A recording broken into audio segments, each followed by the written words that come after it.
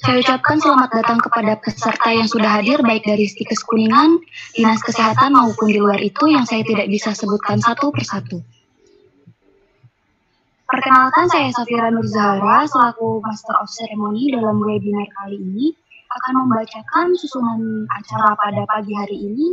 Yang pertama ada pembukaan, yang kedua ada sambutan, yang ketiga ada pembacaan materi atau penyampaian materi dari pemateri 1, yang keempat ada pembacaan atau penyampaian materi dari pemateri 2, kemudian ada sesi tanya jawab dan kesimpulan dari moderator, dan acara yang terakhir yaitu penutup. Untuk mengefisienkan waktu, marilah kita buka acara ini dengan mengucapkan basmalah. Bismillahirrahmanirrahim. Dilanjut ke acara yang kedua yaitu sambutan. Sambutan akan dibawakan oleh Dr. Gigi Rosi Suparman MKes MH selaku Ketua Pengurus Cabang yakni Kabupaten Kuningan serta dosen program Magister Kesehatan Masyarakat Stikes Kuningan.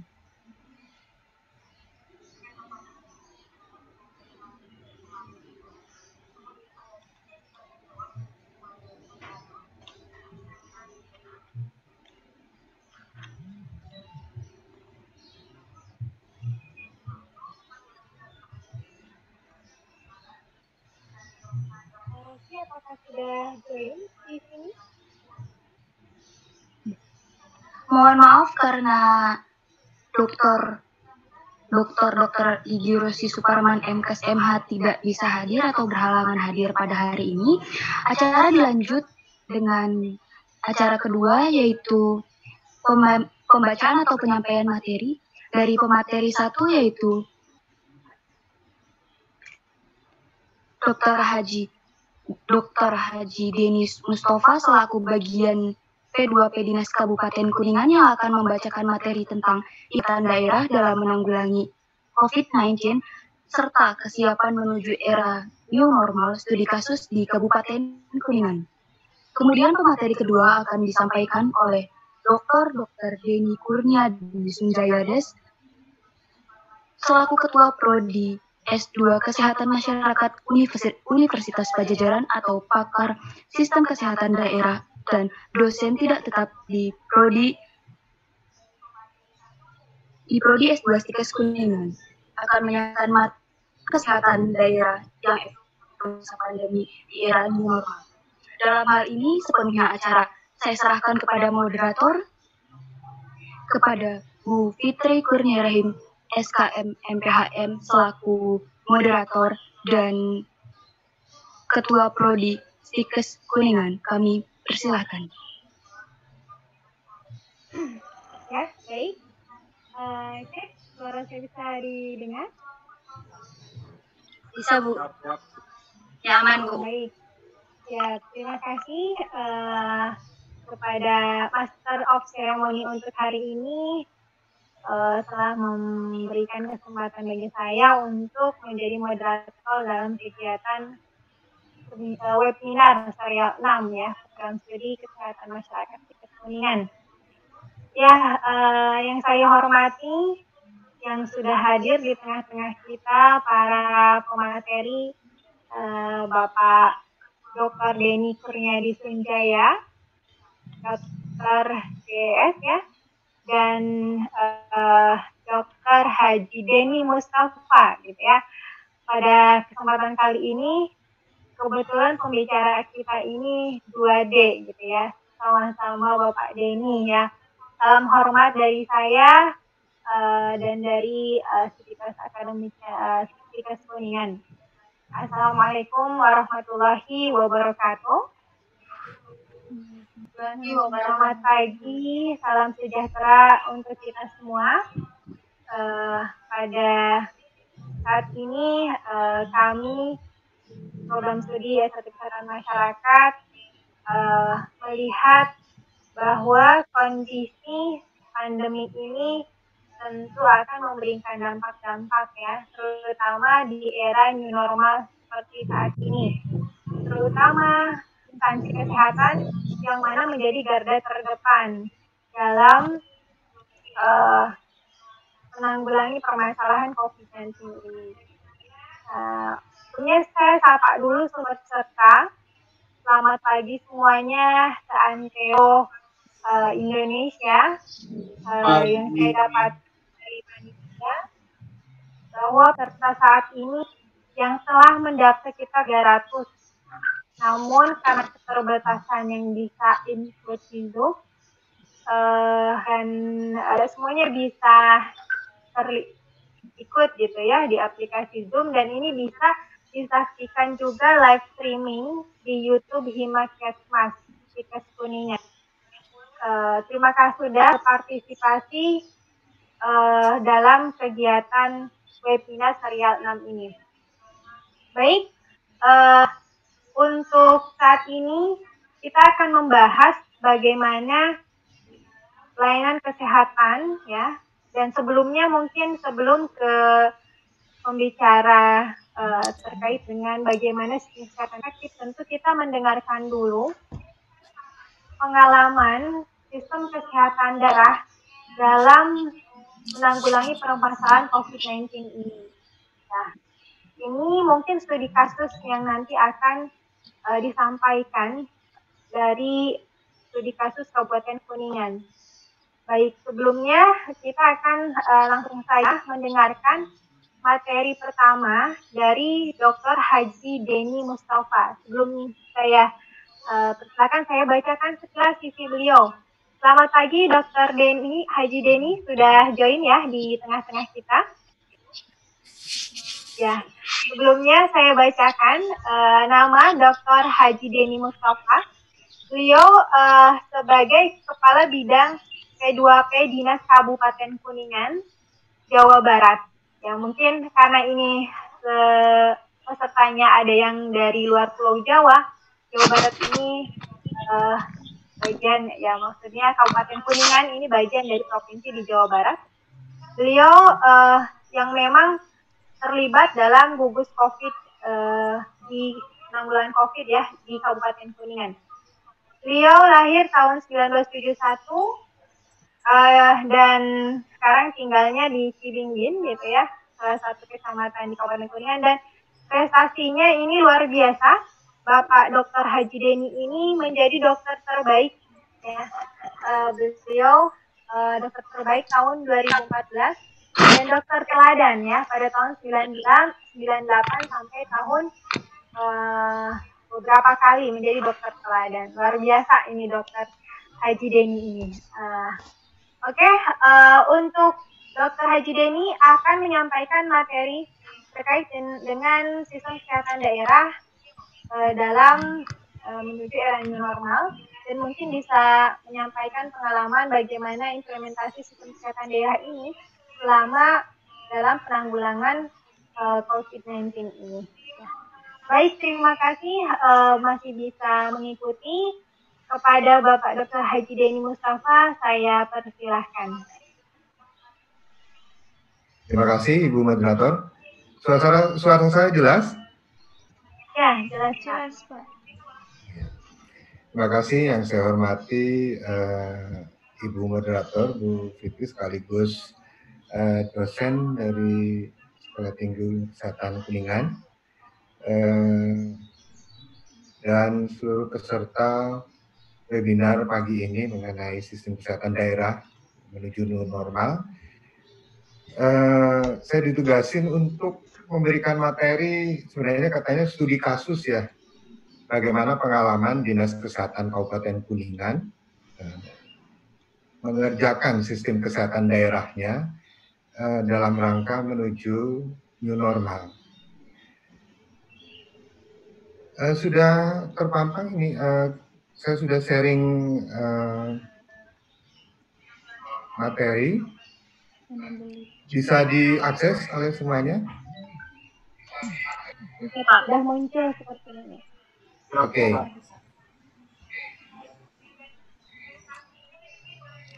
Jadi tentunya satu sistem kesehatan itu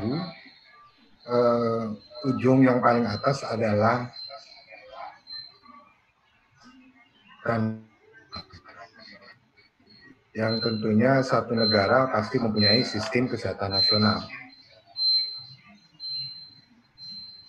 Sistem kesehatan nasional kita di Indonesia yang kita lazim kenal sebagai SKN, ya.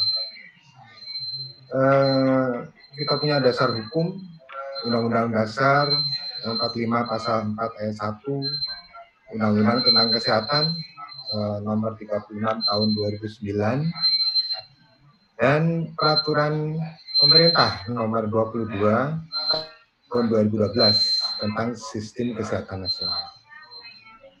Arti dari Sistem Kesehatan Nasional sendiri adalah pengelolaan kesehatan yang diselenggarakan semua komponen secara terpadu dan saling mendukung untuk mencapai derajat kesehatan masyarakat yang setinggi-tingginya.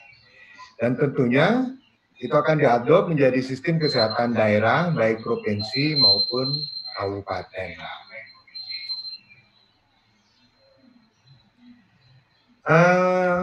Karena kita ini menuju new normal dan kita bahas memang kali ini juga mengenai new normal, kita sudah punya istilah baru yang namanya adaptasi kebiasaan baru atau disingkat AKB. Cuman jangan sampai keliru dengan AKB yang lain, ya. AKB kita kenal ada angka kematian bayi. Nah, kalau pada COVID ini AKB artinya adalah adaptasi kebiasaan baru untuk membahasa Indonesiakan new normal.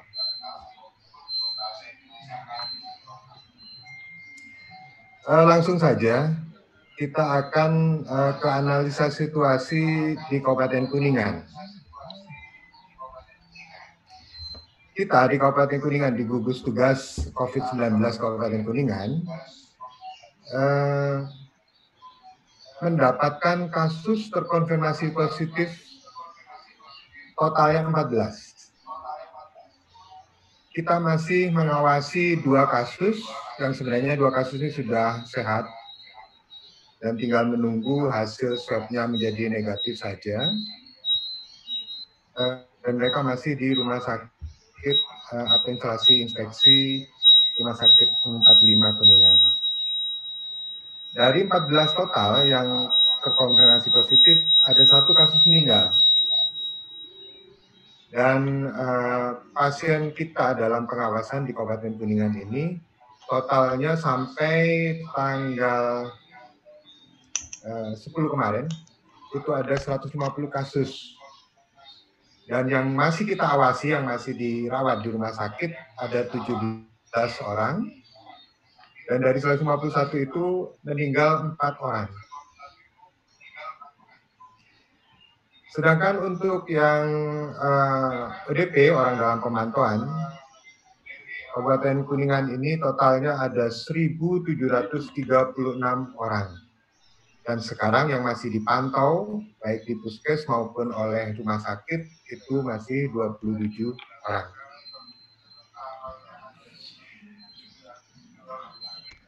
Nah, ini adalah grafik kasus terkonfirmasi positif. Periode dari tanggal 25 Maret sampai tanggal 10 Juni. Bapak dan Ibu bisa lihat perkembangan. Yang warna merah ini adalah yang aktif. Mulai tanggal 25 ya. Ditemukan pertama kali swab positif ini. Dan mengalami puncaknya pada tanggal 19 Mei. Dan sejak tanggal 19 Mei itu, sampai sekarang, Kabupaten Kuningan tidak lagi menambah atau kita temukan konfirmasi positif lagi di Kuningan. Hampir sebulan. Jadi minggu depan, kalau ini tidak ada penambahan swab lagi, itu suatu hal yang menggembirakan bagi kita. Yang hitam ini adalah meninggal pada 17 April ya, sampai sekarang tetap hanya 1 dan moga-moga tidak menambah lagi. Sedangkan yang positif sembuh, kita sampai sekarang ada 11 kasus. Jadi karena itu tinggal 2, karena 14, 1 meninggal, 11 sembuh, dan 2 tinggal menunggu swab menjadi negatif. Kemudian ini grafik selanjutnya adalah PDP. Ini sampai tanggal 31 Mei. Bapak dan Ibu bisa melihat ya, jumlah PDP ini mencapai puncaknya pada bulan April tanggal 5. Oh, bukan, maaf, tanggal 7 ya, tanggal 7. Di sini dalam satu hari tersebut terdapat penambahan angka atau penambahan kasus 11 kasus, dan kesininya cenderung melandai, dan mulai akhir bulan Mei itu sudah hanya 0 sampai 3 kasus per hari. ODP puncaknya terjadi pada tanggal 26 Maret 2020. 118 kasus penambahannya dalam satu hari tersebut ya. Dan ini kemudian melandai dan akhirnya berada di basis ya, di bawah. Jadi penambahannya per hari paling banyak 7, karena 5, dan 1-2 hari ini hanya 2 gitu, atau 1 bahkan dalam satu hari. Jadi kita sudah dalam keadaan benar-benar penurunan kasus ODP, PDP maupun terkonfirmasi positif. Nah, kita bicara lagi masalah sistem kesehatan. Kita memakai acuan untuk COVID-19 ini pedoman penanganan COVID-19 revisi keempat yang diterbitkan oleh Kementerian Kesehatan. Dan untuk sistemnya, kita memiliki beberapa kegiatan untuk pencegahan dan pengendalian COVID-19 ini. Bapak dan Ibu bisa lihat, yang pertama adalah deteksi dini dan respon. Yang kedua surveillance, dan itu sangat berkaitan dengan karantina. Kemudian selanjutnya penyelidikan epidemiologi, manajemen klinis, dan yang terakhir adalah pencatatan, pelaporan, serta pengelolaan data. Kita bahas satu-satu. Untuk deteksi dini dan respon di Kabupaten Kuningan, begitu banyak yang sudah kita lakukan. Bapak dan Ibu ingat bahwa Bapak Presiden itu menyampaikan atau memberikan statement bahwa ada pasien pertama COVID-19 di Indonesia pada tanggal 2 Maret. Dan langsung pada tanggal 3 Maret itu kita semua, khususnya Kabupaten Kuningan, langsung membentuk krisis center melalui pertemuan lintas sektor yang dipimpin langsung oleh Bapak Bupati pada waktu itu. Pagi membentuk krisis center, siang kita membuat tim medis COVID-19. Jadi isinya adalah dokter spesialis paru, penyakit dalam, anak, dan semua dokter spesialis yang terkait dengan COVID-19. Dan pada tanggal 4 Maret kita bikin call center. Kemudian tanggal 10 kita mengadakan pertemuan seluruh direktur rumah sakit dan kepala puskesmas untuk memfikskan dan mensosialisasikan alur rujukan COVID, sekaligus pembentukan Satgas COVID-19 di tingkat kecamatan. Nah, deteksi dini di Kabupaten Kuningan ini sangat-sangat menjadi penting bagi kita. Karena apa? Karena begitu banyak masyarakat Kabupaten Kuningan yang urban atau istilahnya bekerja di kota besar di Bandung atau di Jakarta. Sehingga untuk deteksi dini ini menjadi sangat-sangat penting bagi Kabupaten Kuningan. Untuk selanjutnya, tanggal 13 Maret kita menghentikan Car Free Day. 16 Maret belajar dihentikan dan dilaksanakan di rumah. WFH sendiri, work from home sendiri, kita mulai tanggal 26 Maret. Tanggal 23 kita membentuk posko checkpoint di 6 titik pintu masuk Kuningan. Nah, ini hubungannya dengan tadi yang para pemudik, orang-orang kita, masyarakat Kabupaten Kuningan yang bekerja di Jakarta dan di Bandung, itu pada banyak yang pulang ke Kuningan, sehingga kita merasa perlu untuk membentuk suatu posko checkpoint yang isinya dari berbagai sektor, dari kepolisian, dari ABRI, Angkatan Darat, dari Koramil, waktu itu dari Pak Dandin yang memimpinnya. Kemudian juga dari kita Puskesmas, dari unsur Satpol PP, dan Badan Penanggulangan Bencana Daerah. Dan itu disebar ke 6 titik pintu masuk Kuningan. Itu mengenai deteksi dini dan respon. Dan sistem kesehatan kita yang selanjutnya adalah surveillance. Bapak dan Ibu tahu bahwa surveillance adalah pemantauan menerus kondisi seseorang atau kelompok berisiko, baik itu ODP, PDP, ataupun OTG, orang tanpa gejala. Dan ini merupakan bagian yang tidak terpisahkan dengan kegiatan karantina. Surveillance ini dilakukan oleh petugas puskesmas. Jadi rumah sakit itu mentata kelola manajemen penata laksanaan COVID-19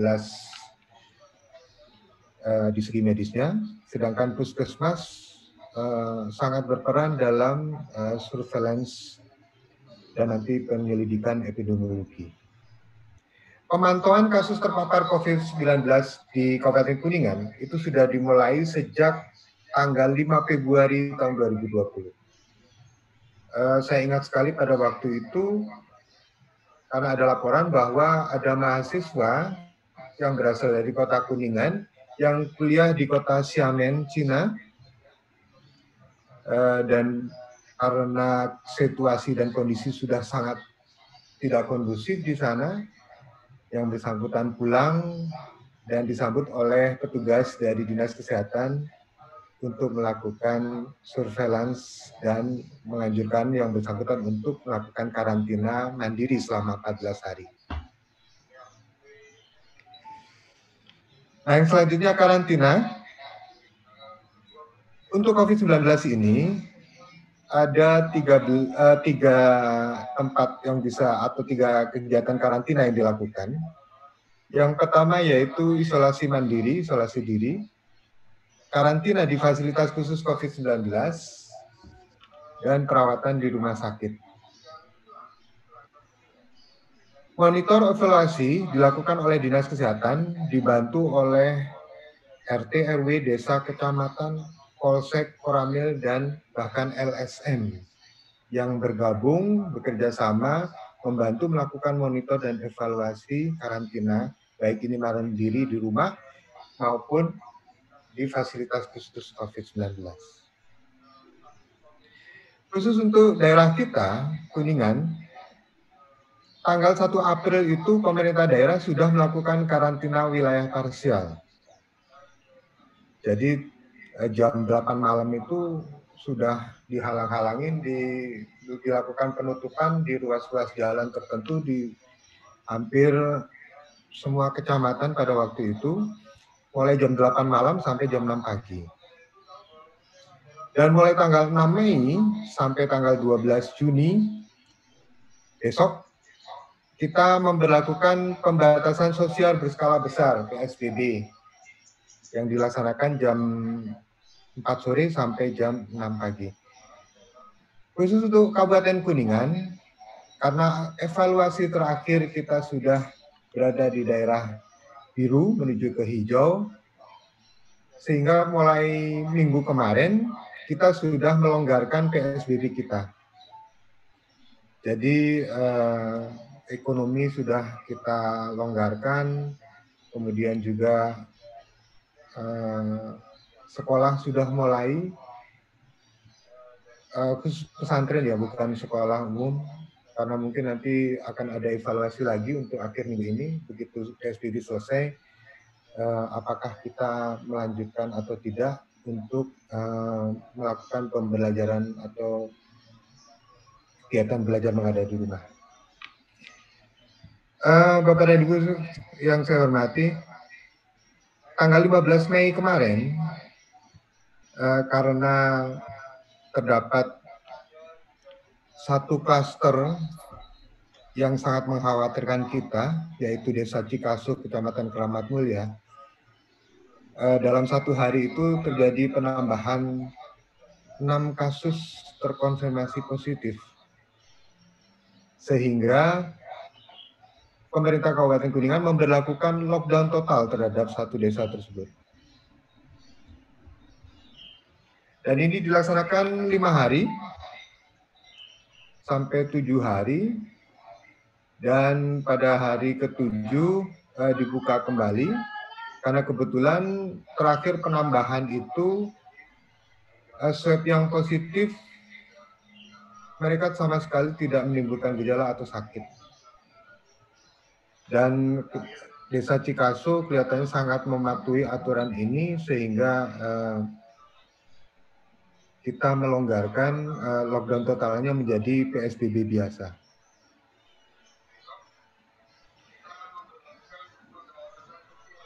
Lanjut untuk sistem kesehatan yang selanjutnya, kita melakukan penyelidikan epidemiologis. Dilakukan terutama untuk melakukan kontak erat atau orang tanpa gejala dengan menggunakan formulir khusus yang ada di Pedoman Penanggulangan COVID-19. Penyelidikan epidemiologis ini dapat memberikan masukan bagi pengambil kebijakan dalam rangka pemutusan penularan lebih cepat lagi.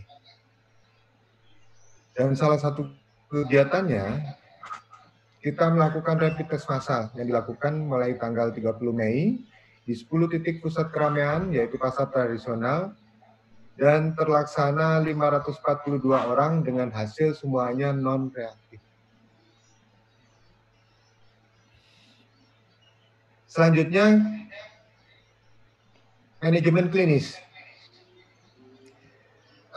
Yang sudah dilakukan oleh gugus tugas COVID-19 Kabupaten Kuningan, pada tanggal 14 Maret itu kita membuat SOP alur rujukan COVID, dan kita melakukan penggalangan untuk rumah sakit agar semuanya menyediakan ruang isolasi. Tanggal 20 Maret, kita melakukan pertemuan kembali dan kita memutuskan untuk melakukan pemusatan penanganan COVID-19 di rumah sakit rujukan.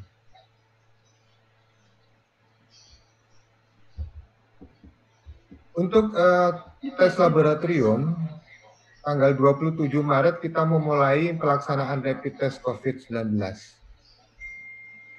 Tanggal 7 April, kita memulai operasional instalasi infeksi Rumah Sakit 45 Kuningan. Jadi perlu saya jelaskan bahwa pemerintah Kabupaten Kuningan melakukan pembelian bekas rumah sakit ibu dan anak yang namanya Rumah Sakit Citra Ibu, yang sudah lama tidak dipakai, kira-kira 6 tahun ya, 7 tahun, 8 tahun. Dan melakukan perombakan di sana sini untuk dijadikan, ya kalau bisa kita bilang, rumah sakit darurat untuk penanganan COVID-19.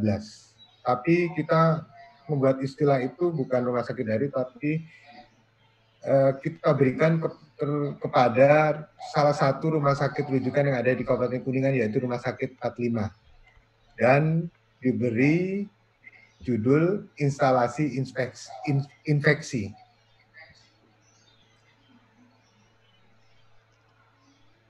Untuk pemeriksaan swab atau PCR, itu kita tidak punya alat, dan meskipun dilakukan pengambilan swabnya oleh rumah sakit dan Labkesda, tapi kita mengirimkan ke Jakarta, Bandung, dan sekarang ini karena kita sudah kesulitan untuk ke Jakarta dan Bandung, sudah terlalu lama hasilnya selesai, kita melakukan kerjasama dengan Laboratorium Fakultas Kedokteran Universitas Gunung Jati Cirebon untuk melakukan pemeriksaan swab atau pemeriksaan PCR yang sudah dilakukan swabnya di Labkesda atau rumah sakit. Sistem yang selanjutnya, kita melakukan pencatatan dan pelaporan serta kelola data. Pencatatan dan pelaporan dilakukan secara berjenjang dari FKTP, Puskesmas, dan FKTK, rumah sakit kepada Dinas Kesehatan. Untuk dokter praktek swasta, klinik swasta, mereka melaporkan ke Puskesmas atau bisa langsung ke kami, ke Dinas Kesehatan, atau ke Krisis Center. Dan Krisis Center dan Dinas Kesehatan akan berkoordinasi dengan Puskesmas, sehingga Puskesmas yang memasukkan data itu secara berjenjang. Dari Dinas Kesehatan Kabupaten, kita melaporkan ke Dinas Kesehatan Provinsi, dan akhirnya ke Kementerian Kesehatan. Perlu Bapak dan Ibu ketahui, mungkin yang di luar Jawa atau di provinsi lain, bahwa Provinsi Jawa Barat ini memiliki satu aplikasi pencatatan dan pelaporan serta pengelolaan data COVID-19 yang namanya aplikasi Picobar. Dan ini sangat-sangat intuitif aplikasinya. Bapak dan Ibu bisa download untuk Android ataupun sistem iOS, Apple. Dan ini sangat-sangat bisa mudah sekali kita melihat bahkan per kabupaten, bahkan bisa per kecamatan, data COVID-19. Untuk Kabupaten Kuningan sendiri, kita memiliki laman atau website COVID-19 kuningankabupaten.go.id, dan Bapak dan Ibu bisa mengakses data ODP, PDP, terkonfirmasi positif, dan yang meninggal berapa, semua ada di situ. Dan itu juga terupdate setiap hari. Nah, itu adalah, kesemuanya adalah satu sistem yang kita sudah laksanakan di Kabupaten Kuningan. Dr. Denny, mohon izin waktunya 5 menit lagi. Siap. Terima kasih. Ya. Semua itu sudah kita laksanakan. Dan alhamdulillah kita sudah sampai di titik zona biru menuju ke hijau. Dan ini saya sampaikan ada indikator daerah yang siap menempuh adaptasi kebiasaan baru, AKB. Ada beberapa indikator, dan alhamdulillah hampir semua Kabupaten Kuningan bisa melewati atau memenuhi indikator ini. Satu, penurunan kasus positif selama 2 minggu sejak puncak terakhir. Kita sudah lebih dari 50% ya, hampir sebulan. Nanti kalau tanggal 19 besok kita tidak ada lagi swab positif terkonfirmasi, maka kita benar-benar hal yang sangat-sangat membirakan itu. Indikator kedua, penurunan jumlah kasus probable sama selama 2 minggu. Kemudian indikator ketiga, penurunan jumlah meninggal dari kasus positif dan probable. Penurunan jumlah kasus positif dan probable yang dirawat di rumah sakit. Kemudian indikator selanjutnya, kenaikan jumlah sembuh dari kasus positif. Indikator selanjutnya, positivity rate, itu sampel kasus kurang dari 5%. Dan yang terakhir adalah angka reproduksi efektif kurang dari 1. Untuk indikator 1 sampai 6, Kuningan sudah melebihi target indikator yang dimaksud. Untuk yang ketujuh, angka reproduksi efektif ini bahkan sudah kita sudah nggak bisa dihitung. Karena angka reproduktif itu sebenarnya adalah kita mengambil data dari swab positif. Dan kita sulit sekali menghitung karena yang namanya angka reproduktif itu hari ini 1 swab positif, besok dari 1 itu berkembang menjadi berapa. Nah, oleh Dinas Kesehatan Provinsi, karena kita tidak bisa menghitung karena angka swabnya terlalu kecil, kita memakai PDP dan ODP. Dan itu pun hasilnya kurang dari 1. Jadi sangat-sangat Kuningan sudah sangat-sangat siap sebenarnya untuk melakukan adaptasi kebiasaan baru. Bapak dan Ibu bisa lihat, bisa sebenarnya bisa setting sendiri ya. Kalau yang namanya adaptasi kebiasaan baru ya, sebenarnya kita sudah lakukan. Dan ini harusnya tidak berhenti sampai sekarang, tapi terus berlanjut sampai COVID-19-nya berhenti. Jadi pakai masker, cuci tangan pakai sabun, kemudian jaga jarak, itu sudah tidak bisa ditawar. Dimanapun kita hidup, kita bekerja, kita bersosialisasi, dan sebagainya, kita harus tetap 3 ini jadi penting dan sangat satu hal yang bisa mencegah kita menjadi orang yang betul-betul sehat, bebas dari COVID-19. Saya kira itu paparan kami. Jadi apa yang sudah kita lakukan oleh Kabupaten Kuningan, gugus tugas COVID-19 di Kabupaten Kuningan, selama kurun waktu hampir 3 bulan, dan alhamdulillah hasilnya cukup menggembirakan. Dan kita berharap betul-betul dalam minggu depan ini kita sudah bukan lagi zona biru, tapi kita memasuki zona hijau. Saya kira itu Ibu Moderator yang bisa saya dan Bapak dan Ibu peserta webinar kali ini. Nanti mungkin pertanyaan, silakan bagaimana diaturnya oleh Ibu Moderator. Terima kasih. Assalamualaikum warahmatullahi wabarakatuh. Waalaikumsalam warahmatullahi wabarakatuh. Ya, terima kasih kepada Dr. Haji Denny Mustafa yang telah menyampaikan pengalamannya dalam rangka penanggulangan COVID-19 di Kabupaten Kuningan. Ya, Kabupaten Kuningan ini menarik ya, di antara beberapa kabupaten lainnya. Mungkin banyak perantau sekali, sehingga ini menjadi tantangan tentu ya Pak ya, untuk tim kesehatan yang ada di Kabupaten Kuningan lebih waspada dan lebih gerak cepat penanggulangannya. Baik, selanjutnya kita akan berlanjut ke materi yang kedua, ya, kepada Bapak Dr. Denny Kurniadi Sunjaya ya.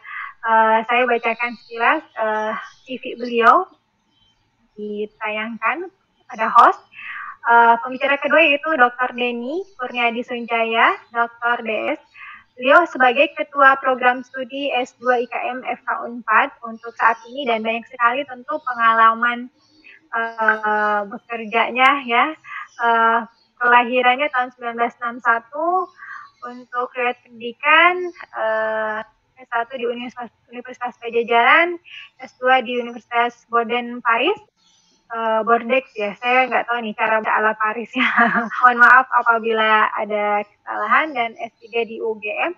Dan beliau ini banyak sekali di dalam dunia akademisi ini ya, tridharmanya banyak sekali seperti itu, publikasinya. Saya tidak bisa membacakan satu persatu, mohon maaf untuk publikasi dan kegiatan-kegiatan yang sudah penelitian maupun pengabdian masyarakat yang sudah diikuti oleh Dr. Denny. Dan tentu salah satunya yang paling banyak ini, beliau sering terlibat dalam penyusunan atau penelitian kebijakan seperti itu ya. Banyak sekali menyusun naskah akademik peraturan daerah tentunya. Nah, alhamdulillah beliau hari ini bisa hadir untuk tema yang akan disampaikan, topiknya yaitu new normal dan penguatan jalan sistem kesehatan daerah. Ya, tentu kita akan tahu secara lebih dalam bagaimana sebetulnya sistem kesehatan daerah yang efektif saat ini. Baik, kepada Bapak Dr. Denny, saya persilahkan Bapak. Baik, terima kasih Bu Fitri. Selamat menjelang siang untuk semuanya. Mudah-mudahan suaranya bisa didengar dengan baik ya. Insya Allah baik. Senang sekali ini dari Dr. Denny ya. Tadi mengarah ke aman ya, dan saya sudah kangen sama sate bobernya ini. Alhamdulillah, sebentar lagi bisa diakses, Pak. Sekali ya, bisa sebulan sekali ke Kuningan ya, terutama ke Cilimus. Ini sangat menyenangkan sekali. Baik, saya izin sharing dari tempat saya. Banyak yang bertanya tentang keanjalan. Keanjalan itu resilience, ya, resiliensi, ya, resiliensi. Jadi kalau karet kalau ditekan itu bentuknya, tapi dia bisa apa namanya atau istilah yang ini. Saya akan bicarakan 5 hal ini ya. Nanti bagaimana keanjalan itu terjadi. Dan yang pertama tentang COVID ini kan kenapa saya sampaikan kembali kayak apa namanya mengulang kembali, tapi kenyataannya di media sosial itu masih banyak upaya-upaya untuk memelintir kan ya. Bukan virus katanya, itu adalah bakteri. Ya ini saya sampaikan lagi supaya semuanya bisa apa kita bersuara yang sama lah, terutama teman-teman dari kesehatan masyarakat. Permasalahan pemelintiran informasi ini sangat mengganggu sekali ya untuk kita semua. Dan kalau kita lihat tadi apa namanya Kabupaten Kuningan, betulnya kan kita lihat tanggal 2 di tanggal 3 sudah bergerak dan banyak yang dikerjakan. Artinya pemerintah kan tidak gagap gitu kan ya. Pemerintah daerah juga responsif. Banyak yang dilakukan. Nah, jadi saya pikir banyak sekali berita-berita informasi yang bersamaan dengan corona ini yang menyebabkan terjadinya bias informasi. Ini memang suatu hal yang sangat baru dan sangat luar biasa. Si virusnya ini transmisinya cepat, sulit dideteksi, dan nah ini yang harus diperhatikan, cepat bermutasi. Ya, jadi kita jangan gembira dulu karena bisa jadi mutasi itu terjadi. Makanya di kita ada laboratorium untuk gene sequencing. Nah, kalaupun kita sudah ada vaksin buat yang sekarang, ya kita perlu bikin lagi vaksin yang baru. Nah, jadi kebetulan juga dari kami Fakultas Kedokteran dengan Bio Farma kita sedang membuat vaksin untuk yang ada saat ini. Ya, kematian tinggi pada beberapa negara, ya. Kemudian fatalitas tinggi pada individu dengan komorbid. Nah, ini yang di teman-teman di Kuningan ataupun di seluruh Indonesia buat sahabat-sahabat saya yang perutnya lebih dari 90 cm. Ya, ini harus sudah mulai nih menurunkan berat badannya nih. Nah, dampaknya sangat luas. Tidak hanya kesehatan, tapi ekonomi, sosial, psikososial, dan lingkungan. Sekarang berapa dari Kabupaten Kuningan APD-nya, ya, ataupun ya semua orang melakukan itu. Jadi kita sudah biasa. Ya. Ini adalah mekanisme coping bagaimana kita manusia mengatasi suatu ancaman. Ya. Jadi inilah pakai masker, etiket batuk, cuci tangan pakai sabun, jangan lagi cipika-cipiki, ya. Kan banyak nih sebelum ini kan ya, laki-laki ya cipika-cipiki dengan laki-laki, ya. Perempuan juga dengan perempuan. Kemudian jabat tangan. Nah, jaga jarak. Yang paling bagus adalah 1,8 meter. Selalu kita berusaha menghindari kerumunan, itu harus menjadi kebiasaan. Menghindari kepadatan, kebiasaan. Jadi lihat kalau pasarnya terlalu padat, kita tunggu dulu deh ya. Atau diatur oleh manajemen pasarnya. Ya.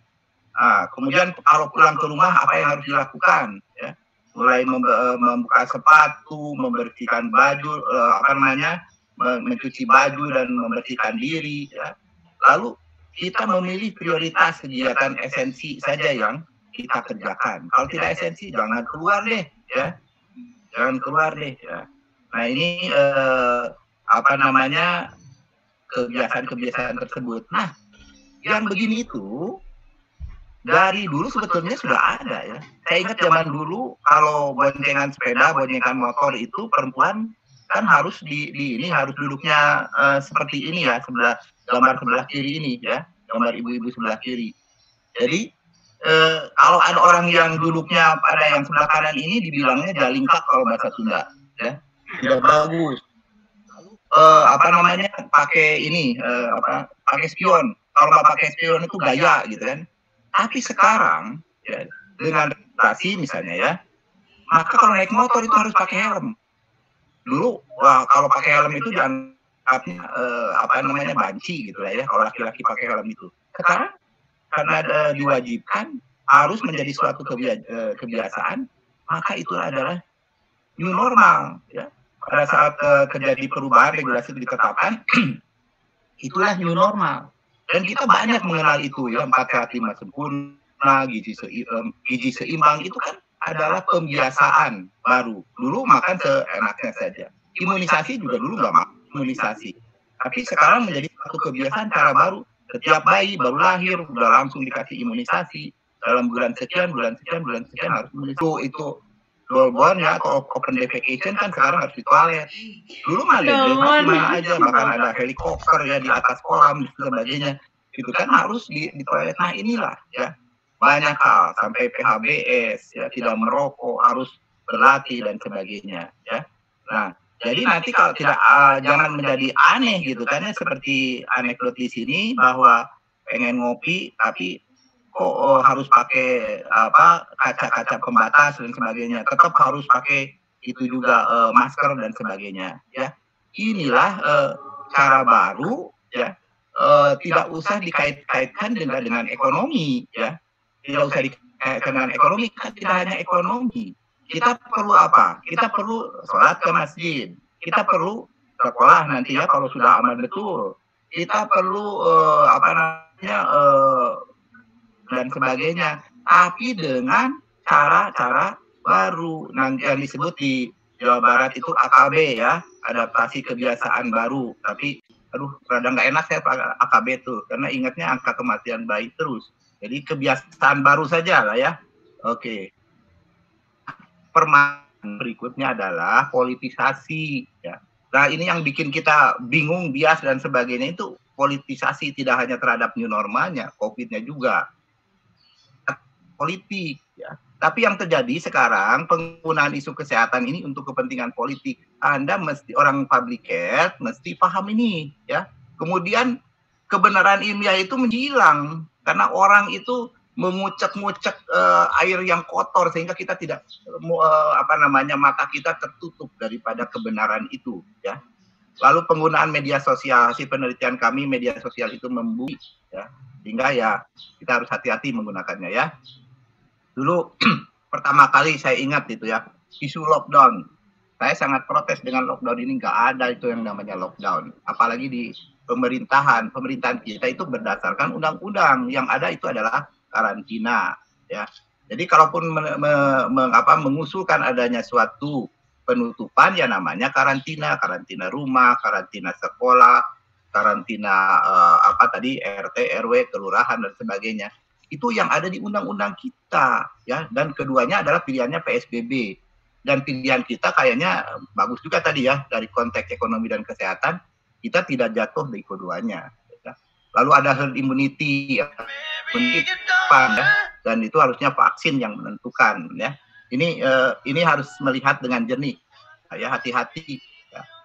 Lalu kegagalan pemerintah ya, hampir semua ini hal yang baru, tapi kita lihat tadi respon dari Kuningan juga sudah cukup baik ya. Masalah teori konspirasi, masalah rapid test hari ini ya, hari kemarin ya, pengambilan keuntungan, saya sakit hati banget gitu kan ya. Anak saya juga 2 dokter, tapi mereka malah terancam dan tidak ada itu mereka dapatkan keuntungan ya. Mereka adalah dokter yang justru berisiko yang sangat tinggi bekerja di rumah sakit pusat dan rumah sakit daerah ya. Lalu ada mega korupsi berjamaah katanya ya, dari dana COVID ini. Ya Allah ya Robi, ini gimana ya kita teman-teman di dinas kesehatan, di puskesmas, rumah sakit lagi repot-repotnya. Dan hari kemarin itu di kota Bandung dari 4 puskesmas ada 20, dari 7 puskesmas ada 27 yang positif petugas puskesmasnya. Kan bukan main, mereka itu berisiko tinggi. Tadi betul ya, stigmatisasi penelitian kami para tenaga kesehatan ini dari seluruh Indonesia yang dari survei yang kami buat, stigmatisasinya cukup tinggi. Nah, inilah politisasi ini membingungkan masyarakat, bahkan saya itu membodohi masyarakat, ya, menimbulkan pembangkangan. Kita lihat, bukankah ini pembangkangan, ya? Bagaimana nih teman-teman surveillance di dinas kesehatan bisa mengetahui di komunitas? Rapid test itu untuk screening, kita bisa membuat strategi yang baik untuk komunitas, bukan hanya untuk perorangan, ya, tapi untuk komunitas. Ini mesti dipahami. Ya. Dan bagaimana media sosial yang mainstream misalnya bisa mengamplifikasi seperti ini, ya, bukan main ini. Di mana sih hati mereka? Ya. Mana, gitu ya? Ini sangat sekali ini melihat seperti ini. Kayak kita lagi capek-capek udah itu disalahin gitu kan ya. Nah, jadi sebagai kesimpulan pertama ya, new normal itu sebetulnya perubahan perilaku, cara kebiasaan dalam berkegiatan untuk beradaptasi dengan lingkungan atau tantangan baru dari COVID-19 agar kita bisa mencegah dan mengendalikan infeksi sebelum vaksin dan obat itu ditemukan ya. Sehingga kita ini dapat terlindungi dari paparan virus dan dapat beraktivitas untuk kepentingan apa? Bukan hanya ini, mohon para politikus ya, elit politik yang ada di pusat terutama ya, di daerah nggak terlalu banyak bunyinya ya. Di pusat ini ya, bukan hanya untuk kepentingan ekonomi, ada kepentingan sosial, kepentingan keagamaan, kepentingan kesehatan. Berapa banyak itu yang harus diimunisasi sekarang terkatung-katung? Berapa banyak MDR-TB yang harus berobat terkatung-katung ya. Pendidikan belum lagi ya, kehidupan lainnya tentu saja ya. Oke. Nah, berikutnya saya beranjak ya. Bahwa COVID dan dampaknya ini menurunkan derajat kesehatan. Sangat tergantung sekali dari faktor struktural, kohesi sosial, perilaku dan psikososial dari masyarakat dan sistem kesehatan. Ini adalah sistem kesehatan, ada nasional, ada daerah ya. Nah, dengan demikian, apa yang terjadi saat ini sebetulnya adalah kumulasi dari protektif kita dalam determinan sosial kesehatan terhadap COVID dan seterusnya. Bukan hanya salah satu orang. Ini semua ikut data-data yang sudah ada dianalisis ya. Kurva epidemiologinya dibuat lebih bagus. Kasus yang sebenarnya ya. Nah, itu ada permasalahan kurva yang sekarang ini tidak berbasiskan data klinis yang baik ya. Karena ya didasarkan pada pengumuman ya, positif atau negatifnya dari RT-PCR, tidak berdasarkan kapan ini onsetnya. Nah, di epidemiologi. Lalu mendampingi pengambilan keputusan, tadi ya mengadvokasi literasi kesehatan. Penting banget nih. Mana nih teman-teman Promkes ya. Jangan terus saja menyalahkan si ini si itu. Kalau kita melihat diri kita sendiri, kalau makin banyak kita menyalahkan orang lain, kita harus bertanya kepada diri sendiri, apakah kita terkena dampak COVID, yaitu apa? Dampak psikososial. Bisa jadi kita sedang depresi ya. Nah, ini yang harus kita perhatikan. Komunikasi kesehatan penting sekali ya. Bagaimana sekarang Dr. Reisa menggantikan Pak gugus tugas ya. Itu komunikasi kesehatannya seperti apa ya. Kebugaran jasmani dan mental individual maupun komunitas ya. Minimalisasi faktor risiko dan mengoptimalkan faktor-faktor protektif. Nah, bagaimana yang di sistem kesehatan daerah? Sistem kesehatan daerah yang anjal dan diperkuat adalah untuk memproteksi kesehatan masyarakat. Jadi kita melakukan RDT, tidak kalau sekarang misalnya sudah turun, tetap RDT itu akan dilakukan, ya, tetap surveillance dan respon akan dilakukan sampai 2 tahun, mungkin 3 tahun dan seterusnya. Nah, itu new normal, ya, dalam surveillance. Dan kita harus ikut dengan pemerintah. Kalau pemerintah punya strategi seperti itu, kita kerjakan. Pemerintah Kabupaten Kuningan ataupun di Kalimantan misalnya mau melakukan seperti itu, kita kerjakan, ya. Lalu bagaimana akses kepada pelayanan kesehatan dasar yang efektif dan aman? Nah, kalau sekarang petugas puskesmasnya positif, dokternya ada 4-4-4-nya positif, lalu puskesmas harus ditutup. perawatnya juga positif, ditutuplah. Nah, ini harus kita lindungi. Artinya apa? Harus banyak didukung nih oleh para politikus, DPRD di kabupaten kota, ya. Puskesmas itu, rumah sakit itu alat pertahanan negara. Kesehatan masyarakat adalah ketahanan dan pertahanan negara. Jadi jangan dilihat sektor kesehatannya. Mereka itu harus kuat dan berkualitas tinggi. Harus anjal, resilient, kuat, dan berkualitas. Ya, kenapa? Ya ketika seperti ini, ya, ancamannya sangat deras, kita bisa bertahan, ya. Nah, ini yang harus kita pikirkan bersama, ya. Sistem rujukan yang efektif seperti apa? Sekarang ada telemedicine dan sebagainya. Mau tidak mau, itu new normal juga telemedicine, telenursing, telehealth, ya. Nah, dengan sistem kesehatan daerah yang anjal dan kuat, sehingga kapasitas kita untuk merespon ancaman atau tantangan seperti COVID-19 ini yang sifatnya besar dan mendadak, kita bisa menjadi lebih kuat. Dan kalau secara konsep, inilah yang bisa teman-teman di public health kerjakan, ya, mulai dari kebijakan sampai kepada jaring pengaman sosialnya, ya. Kami misalnya di sini di Fakultas Kedokteran sedang membuat vaksin, ya. Dari sisi surveillance-nya kita sudah membuat AMARI, ya. AMARI itu adalah suatu alat syndromic surveillance dan itu bisa ke Jawa Barat, ya, yang sedang sudah bekerja sama dengan kami sekarang Kabupaten Sumedang. Kabupaten Kuningan kalau mau bisa, ya. Jadi selain Picobar ada juga AMARI, ya. Karena di sana nanti ada responnya. Jadi setiap kita melakukan syndromic surveillance, kemudian direspon, ditanya dan sebagainya. Kalau memang sakit nanti kita refer kemana, ya, apa yang dia butuhkan, ya. Nah, itulah sistem surveillance dan respon. Jadi banyak sekali yang bisa dibuat oleh sistem kesehatan daerah dalam rangka dan sambil new normal tadi, ya, new normal care nih, ya, yang hipertensi dan DM misalnya, ya, di Prolani sebagaimana sekarang, ya, sistem pelayanannya itu adalah new normal life untuk sistem kesehatan, sistem pelayanan kesehatan di puskesmas. Ini kan harus kita pikirkan. Jadi tidak hanya slogan saja, tapi dalam sistem kesehatan daerah harus tergambar. Dan itu kan tergambarnya oleh SOP-SOP. Nah, seperti itu, ya. Bagaimana kapasitas APD untuk puskesmas disediakan. Ini para politikus tolong juga membantu, ya. Banyak sekali sekarang biaya yang dibutuhkan agar kita semua bisa aman, ya. Nah, ini yang berikut adalah model dari sistem surveillance respon pada new normal life, ya. Yang ini lab GS itu gen sequencing. Ini adalah kewaspadaan kita kalau si virusnya bermutasi. Nah, kita sudah mampu nih di Fakultas Kedokteran Unpad, ya.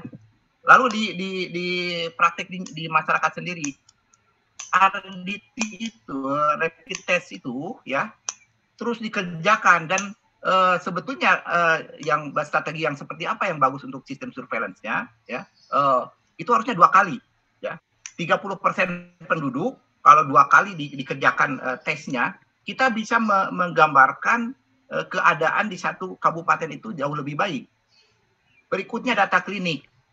Ketika ada dari puskesmas, dari rumah sakit dengan keluhan ILI, ya, influenza-like illness misalnya, ya, dengan gejala-gejala dari COVID itu ataupun flu biasa masuk ke dalam data, kemudian kita lihat, ya, kita pantau, surveillance seperti begitu kan, ya.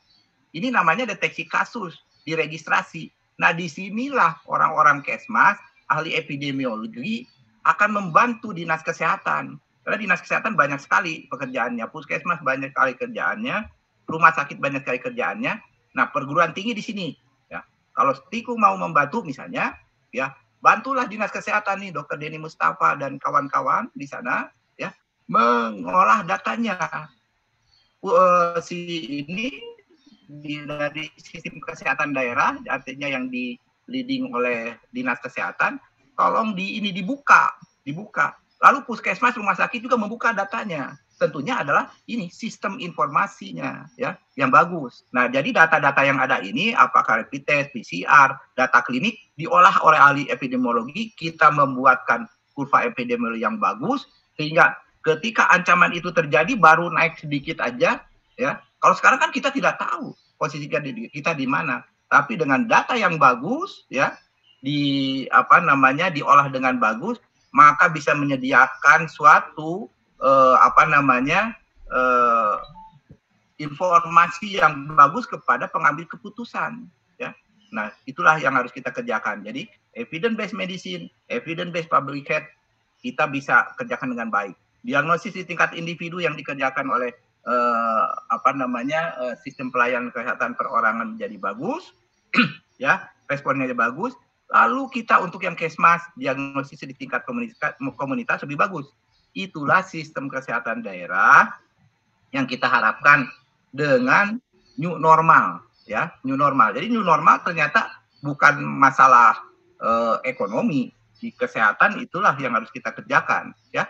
Jadi ini ya, PKP dan PKM. Backbone-nya adalah sistem surveillance response. Kita punya telemedicine, telenursing, telehealth ya. APD-nya harus diperkuat ya. Untuk operasi sekarang butuh APD-nya 4 lapis. Nah, untuk teman-teman Kesling, ini akan banyak sekali kan waste produk ya dari rumah sakit, medical waste ya. Ini bagaimana nih mengolahnya di Kabupaten Kuningan, di Kabupaten Bandung, di Kabupaten Cirebon dan seterusnya. Mari kita berpikir sama-sama ya. Lalu bagaimana memodifikasi ruang fasilitas supaya jarak tidak sama ya, tidak terlalu rapat ya. Tadi kan sudah tahu teorinya tentang viral partikel ya. Bagaimana indoor outdoor ya, ada ventilasi dan sebagainya. Bagaimana untuk yang ke paliatif, untuk penyakit kronik. Di pelayanan kesehatan masyarakat ya, UKM ya, bagaimana kita membuat telehealth ya.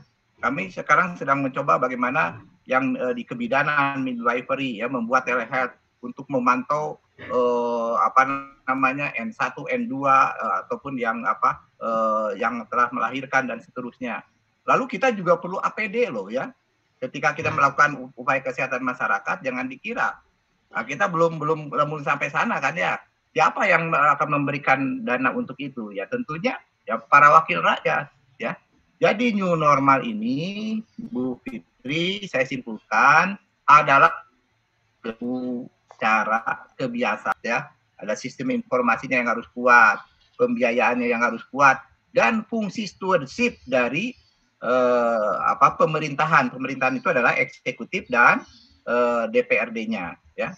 Nah, sistem kesehatan daerah ini perlu diperkuat dan menjadi anjal, resilient ya.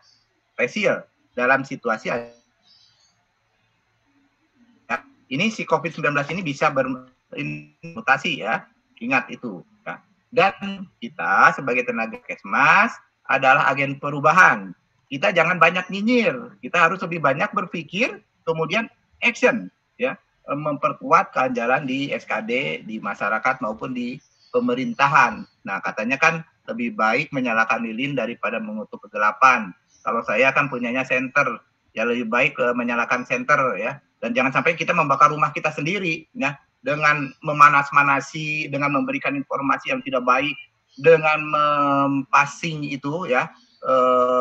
Merepost informasi yang tidak benar, maka akan menjadikan kita membakar rumah sendiri, yang rugi kita semua. Dalam rumah Indonesia ini kita rugi, ya. Termasuk dunia, kita punya rumah ini dunia.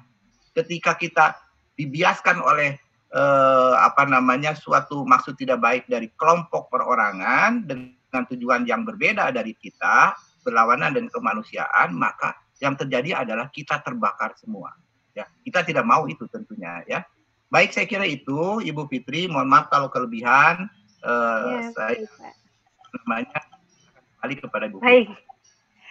Baik, terima kasih Dr. Denny atas penyampaiannya yang luar biasa sekali, ya. Kita melihat perspektif berbeda tentang new normal gitu kan, dan bagaimana kondisi Indonesia dibandingkan dengan negara-negara lain. Kita tidak hanya mendengar hoax-hoax yang ada biasanya dari media-media, tapi kita bisa melihat perspektif lain. Baik, sudah menyampaikan materinya, tentu sekarang kita izin untuk masuk ke diskusi ya, Pak Dokter dan Dokter Denny. Pak Dokter Denny masih ada di sini, Pak Denny Mustafa? Apakah masih bergabung? Masih. Oh ya, baik. Baik Pak Dokter Denny Mustafa, kita sekarang baru selesai, Pak Dokter Denny Senjaya, dan kita akan masuk ke sesi tanya jawab. Ini banyak sekali pertanyaan-pertanyaan yang masuk ya dari para partisipan. Sepertinya mungkin Bapak juga sudah sebagian membaca pertanyaan-pertanyaannya Pak ya. Sangat antusias. Saya izin, mungkin saya kalau waktunya tidak mencukupi, mungkin beberapa pertanyaan kita akan coba dijawab oleh para pembicara kita. Yang pertama, mungkin tadi sebetulnya ada juga sudah dibahas oleh Bapak Dokter Dokter Denny ya, tentang stigma seperti itu mungkin sudah terbahas. Nah ini ada pertanyaan dari Bernadetta Helena.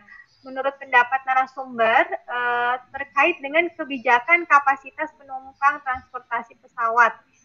Nah ini kalau kebijakan kan pesawat itu 70 atau 75%. Dan beliau pernah menyertakan harus menyertakan hasil rapid test PCR dan harus juga jaga jarak dalam transportasi. Bisa juga 100%. Nah, yang berikutnya, nah ini terkait dengan era new normal ini di NTT sendiri. Nah ini pandangannya bagaimana menurut para pembicara jarak di transportasi pesawat seperti itu dengan kebijakan yang seperti adanya seperti tadi. Dan untuk di NTT sendiri ini ada kebijakan tidak diwajibkan rapid test ya. Namun kalau mau keluar dari NTT dia harus rapid test atau swab. Pertanyaannya bagaimana pencegahan pengawasan COVID yang tepat untuk mencegah penularan dari pelabuhan, bandara atau perbatasan yang efektif. Seperti itu. Nah ini saya bacakan saja dulu pertanyaan atau langsung dijawab Bapak? Satu-satu saja ya. Satu-satu saja ya, silakan.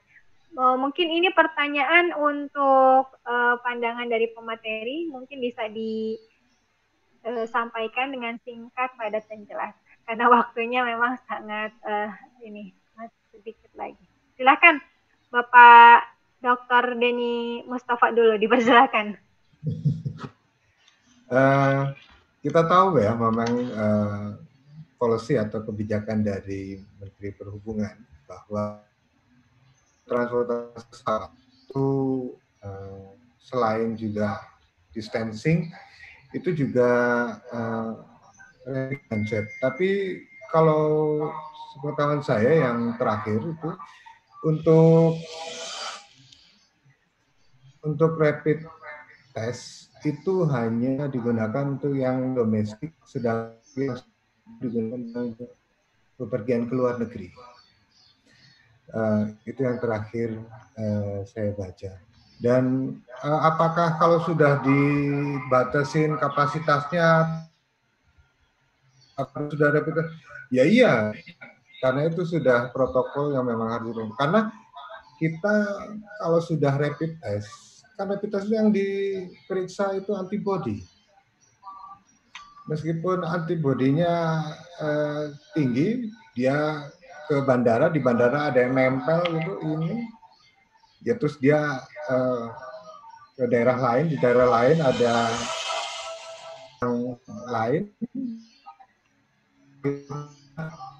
bisa tertular juga itu orang tersebut. Dan kemudian juga kita tahu bahwa swab itu tidak 100% betul-betul menunjukkan kalau dia positif juga.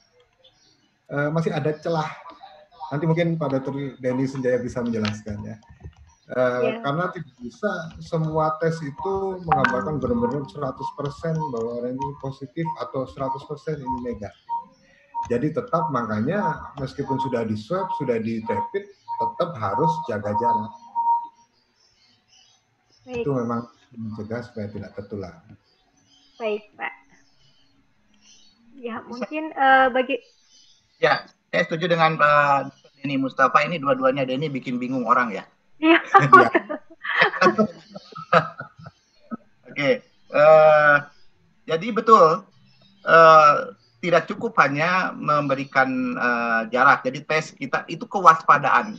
Inilah new normal life dalam bidang transportasi. Dan evidence ini, kapan kita bisa berubah seperti ini, butuh riset. Nah, teman-teman di public health ini sangat mungkin sekali menjadi peneliti. Ya, kita tahu di dalam public health kan miracle, ya, miracle. Jadi riset, jadi kompetensi inti daripada orang public health adalah riset. Jadi selalu didasarkan pada evidence based medicine, evidence based public health. Nah, jadi teman-teman dari public health, please sekarang belajar yang masih mahasiswa nih ya, belajar yang tinggi dan masuk ke transportasi. Jadi ini ke depan, kita melihat ke depan ya. Normal. Itu semua harus didukung oleh orang public health. Orang lulusan public health dari Stikes Kuningan kah, dari Stikes berbagai macam. Stikes kita punya 170-an Stikes ya. Bergeraklah di berbagai macam sektor ya, termasuk transportasi, supaya evidence base-nya itu bisa mendukung policy dari pemerintahan. Itu ya. Jadi yang sudah dilakukan saya kira saya sangat setuju dengan Kementerian Perhubungan ya, atau yang mengelola transportasi. Jadi kehati-hatian, kewaspadaan itu penting banget. Memang jadi cost. Nah, itulah ya. Kalau kita mau seperti gambar yang saya buat ya, kalau kita mau bisa coping dengan ancaman tadi, maka kita harus meningkatkan ya. Kalau nanti dilihat lagi ya, pointer saya itu ada yang tebal ya. Manusia itu harus menebalkan ininya nih. Proteksi. Dengan itu. Nah, seperti itu jadinya ya, menjaga jarak, protokolnya dibuat dan sebagainya. Capek. Dulu juga kita males. Aduh, haredang pakai helm. Tapi sekarang kalau motor kita pakai helm, rasanya berdosa banget gitu. Itulah new normal life. Nah, sekarang mana di antara kita yang mau dolbon misalnya ya, sorry ya, kasar ya, buang air besar di mana saja. Nggak ada kan? Kalau dulu biasa itu ya. Zaman tahun 60-an itu biasa yang seperti itu. Inilah new normal. Kita tuh harus jauh lebih baik, apalagi ada ancaman. Itu yang untuk Ibu Bernadette ya, mudah-mudahan ini nanti kita bisa diskusi lah. Masalah di NTT, ini ya, di NTT dan di Makassar juga, rapid test itu bukan untuk kepentingannya dokter, rumah sakit, puskesmas atau dinas kesehatan. Ini adalah suatu alat untuk memonitor ya. Kayak kita mau berapa sih tensi kita ya, tekanan darah kita. Kita punya alat untuk tensimeter. Berapa sih atau bagaimana situasi jantung kita? Kita punya EKG. Nah, orang public health, epidemiologi basisnya adalah dari sistem surveillance respon. Tadi kan deteksi kasus ya. Lalu ada registrasi, konfirmasi, laporan sampai kepada respon pengambilan keputusan. Ini salah satu alatnya adalah tracing, ya, testing. Itu sangat dibutuhkan. Bukan karena jadi nantinya biaya besar, betul, costly. Kenapa? Karena kita butuh. Nah, kalau besar, duitnya, gimana caranya supaya tidak reagen ini kita bisa bikin sendiri? Mari kita bikin inovasi reagen yang ala Indonesia murah, gitu kan ya. Tidak usah menggantungkan pada impor. Tugas siapa? Ya tugas para peneliti, inovator, industri. Jadi kita mesti kompak tuh di situ, ya. Nah, kasus NTT saya juga sangat menyesalkan. ini buktinya wawasan kita yang kurang bagus. Lalu salah siapa? Ya salah saya. Salah saya tidak bisa mengadvokasi dengan baik pemerintahan daerah di NTT, ya, sehingga para pimpinan itu bisa paham, oh kenapa butuh rapid test. Di Makassar ya salah saya juga, kenapa masyarakat kok bisa sambil nggak mengerti begitu.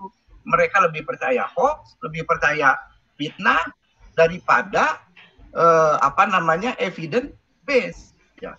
Jadi evidence based public health di kita ya tanggung jawab bersama, terutama adalah akademisi. Jadi saya tidak akan menyalahkan siapa-siapa, tapi saya akan mengintrospeksi diri sendiri, ya.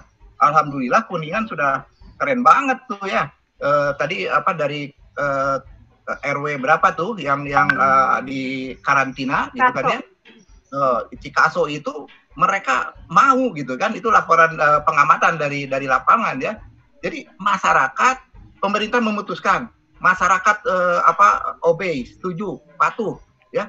Dilakukanlah surveillance sampai satu saat, oke, jadi kita buka lagi. Kayak kita di EKG, di EKG, ya. Terus ternyata ini kurvanya bagus gitu, ya.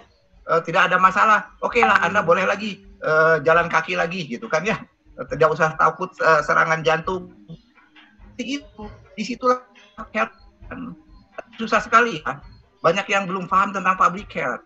Public health itu everywhere. Public health di mana saja, ya, di seluruh sektor, ya, bukan hanya di dinas kesehatan. Jadi sekarang lapangan kerja Anda di orang public health itu di mana-mana. Jadi jangan hanya bercita-cita jadi kepala puskesmas doang, ya, teman-teman di public health. Cita-citanya harus banyak loh, ke Departemen Perhubungan, di kelautan, di mana banyak sekali, ya, lapangan pekerjaan. Nah, tergantung kita lagi sekarang ke institusi. Bisakah kita institusi ini menciptakan suatu kurikulum yang bagus, ya, sehingga muncullah ini kayak Pak Denny Mustafa ini, ya, yang resilient di Kabupaten Kuningan, ya, bisa menghadapi ancaman. Walaupun Kuningan banyak di Jakarta nih, ya, orang-orang Jakarta itu sebagian besar orang Kuningan itu, ya, dominasinya. Ya. Betul, banyak Pak. Oke. Ya, baik, terima kasih Pak Dr. Denny. Ini ada mungkin satu pertanyaan lagi, ya, atau nanti dua saya bacakan. Mohon izin untuk Bapak Dr. Denny Mustafa, ya. Jadi saya sebutkan lengkap saja, takut tertukar. Ini dari Muhammad Wildan Khairuddin, Stikes Kuningan, bertanya terkait dengan dalam penanggulangan COVID-19 Kabupaten Kuningan ini, apakah ada pemangkasan dana dari setiap dinas? Lalu berapa biaya yang sudah dikeluarkan oleh Pemda Kuningan untuk penanganan COVID-19? Sistematika dan persentase pembagian dana, contohnya untuk PD, tenaga medis, alat rapid test berapa persen, dan begitu juga kepada masyarakat berapa persen. Nah, ini mungkin terkait dengan pembiayaan kalau dalam lingkup sistem kesehatan daerah. Nah, ini bagaimana yang sudah dilaksanakan di Kabupaten Kuningan. Ya, dipersilakan kepada Dr. Denny. Ya, terima kasih Bu Moderator. Saya akan mencoba menjawab. Jadi sebenarnya istilahnya bukan pemangkasan, tapi refocusing. Jadi memang terjadi pengalihan dana bagian, bahkan kita juga sama di Dinas Kesehatan itu semua dialihkan. Jadi kalau aturan itu 35% minimal harus direfocusing untuk COVID-19. Nah, berapa biaya yang sudah dikeluarkan oleh Pemda ini berkembang, ya. Bahkan kita sudah 4 kali total itu terakhir itu 77M Kabupaten Kuningan itu. Khusus untuk Dinas Kesehatan itu terakhir itu kita 4M dan masih baru kita pakai sekitar 1M sekian. 1M lebih sedikit lah. Dan ini sebenarnya uang ini itu bukan di kita, tapi itu merupakan satu bagian dari kas daerah. Namakan nomenklaturnya itu biaya tak terduga atau kita lazim sebut BTT. Jadi bukan kita dibagikan terus kita habiskan, tidak. Dan juga apakah presentasinya, oh ini untuk APD, ini untuk alat rapid, ini untuk bantuan masyarakat berapa persen. Tidak seperti itu. Dan itu karena berkembang setiap saat dan kita bisa mengajukan langsung begitu ada kebutuhan yang mendesak. Yang namanya juga biaya tak terduga ya. Jadi harus karena APD itu kita masih banyak ya, terutama hazmat itu masih banyak. Jadi kita nggak jadi beli APD, nggak beli hazmat, tapi kita beli masker, kemudian beli rapid. Rapid pun itu kita juga kemarin sudah mengkira-kira, wah kita mau beli 2.000, ternyata dapat bantuan dari provinsi. Jadi kita batalkan, kita beli cuma 1.000. Jadi seperti itu. Jadi nggak itu sudah terbagi-bagi sesuai dengan kayak RKA gitu, surat perencanaan awal gitu, tidak. Jadi kembangan. Bahkan dulu kita tahu harga APD itu begitu mahalnya ya, mahal sekali. Namanya apa itu termogan itu bisa sampai 1 juta, berapa sampai 2 juta. Seperti hand sanitizer ya Pak ya, awal meningkat meroket harganya. Jadi untuk dana. Baik, terima kasih.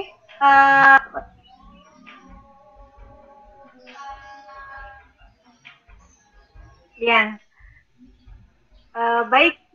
Terima kasih Pak Dr. Denny atas jawabannya. Ini banyak sekali sebetulnya pertanyaan-pertanyaan yang masuk ya. Mungkin saya mohon nih pada peserta tidak semuanya bisa saya bahas.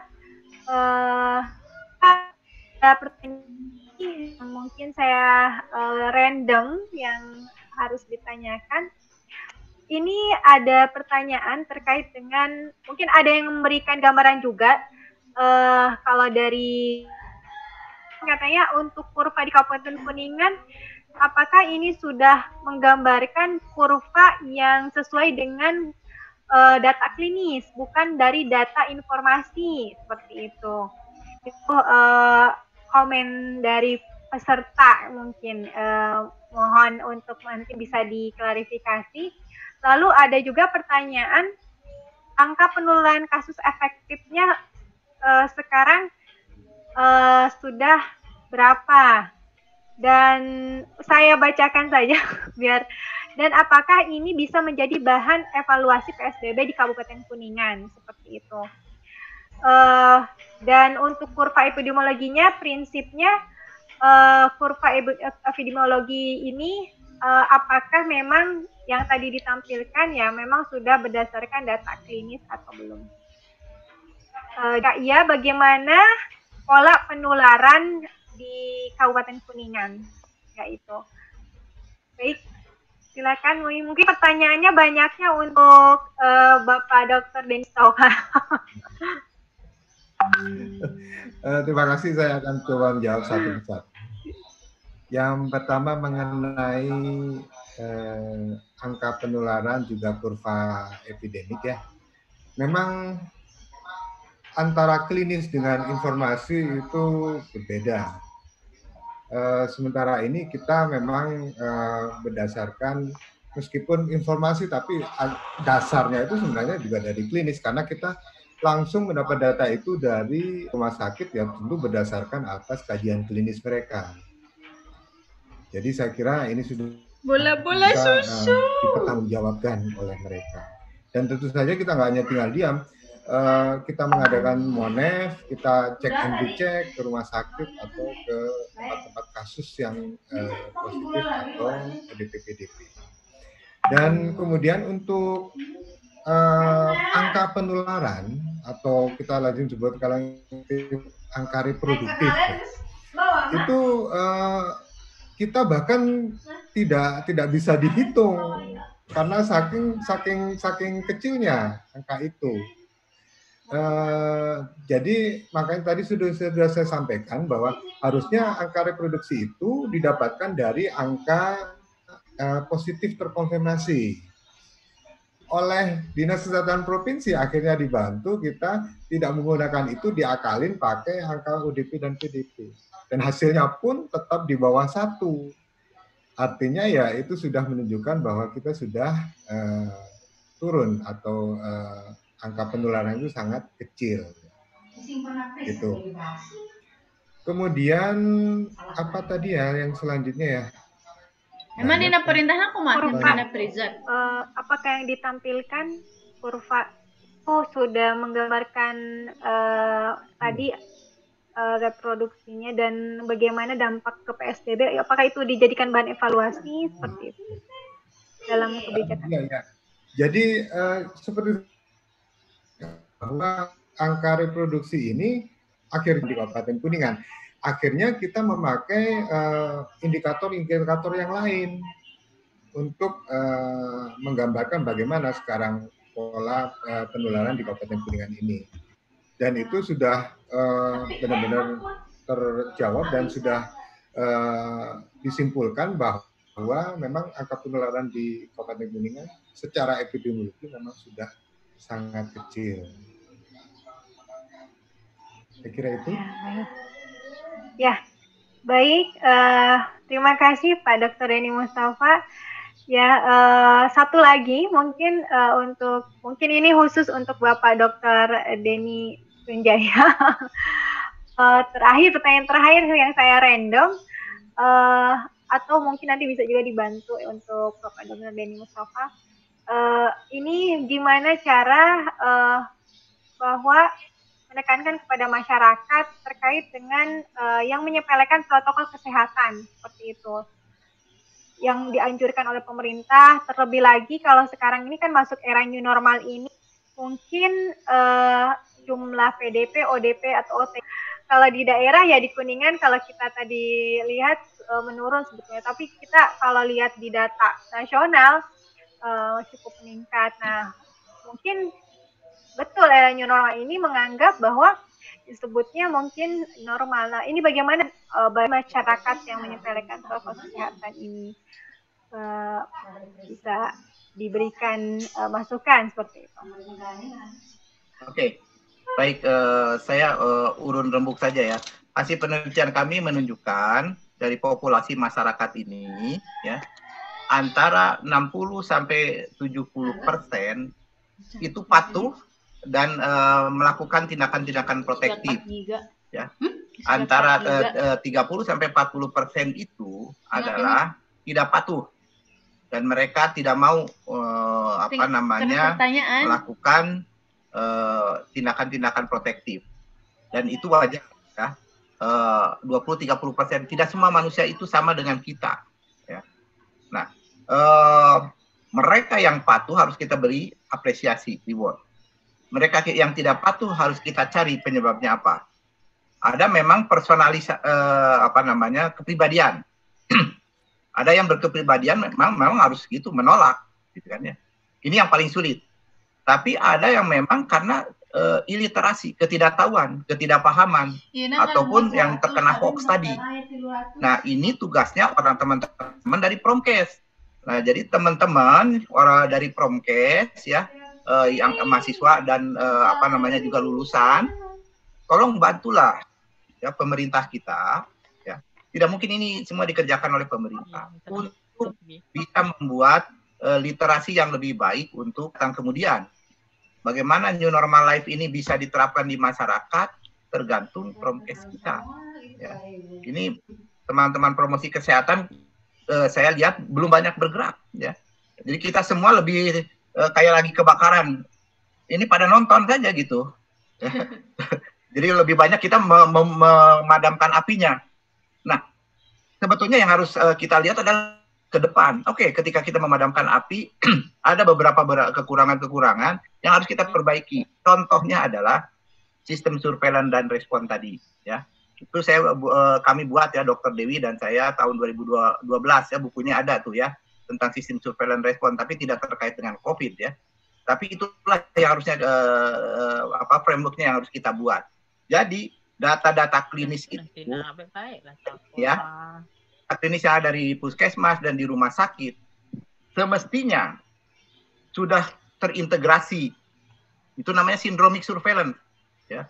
Ketika ada yang punya gejala-gejala COVID tadi, karena kita sekarang itu posisinya ini new normal ya. Selalu bercuriga dulu ini COVID. Gejala itu harus masuk semua dalam sistem informasi kesehatan kita, sistem surveillance-nya. Untuk kita bisa mengawasi, memonitor pergerakannya. Ya. Nah itu yang dilakukan kan harusnya dengan ILI. ILI itu hilang berapa tahun kemarin. Dulu mah ada gitu ya, tapi udah itu hilang. Nah ini sebetulnya ILI itu kan karena corona juga ya. Di Amerika kan corona ya. Kalau di Amerika corona udah lama, tapi bukan COVID. Jadi ini sistem surveillance dan respon harus diperbaiki. Klinis, rapid test harus tetap dilakukan ya. PCR untuk konfirmasi kan di dalam sistem surveillance respon, silakan baca bukunya atau itu ada di dalam pointer yang saya tadi. Konfirmasi, PCR konfirmasi, screening pakai rapid test, tracing, testing dilakukan.